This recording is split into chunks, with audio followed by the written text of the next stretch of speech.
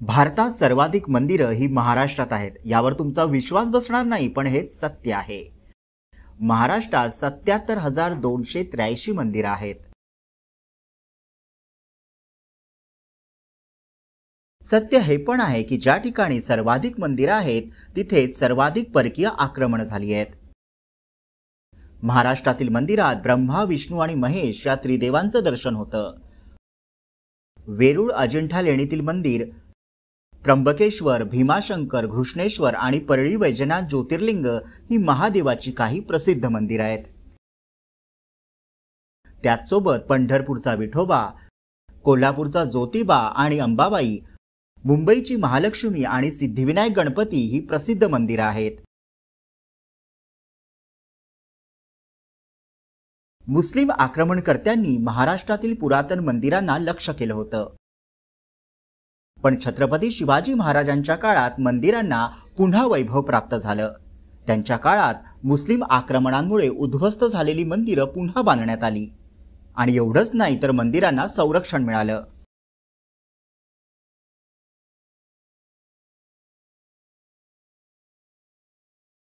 महाराष्ट्रातील मंदिरं ही स्थापत्य कलेचा उत्तम नमुना आहे। काळ्या आणि राखाडी दगडाचं बांधकाम असलेली ही प्राचीन मंदिरं सर्वांचं लक्ष वेधतात।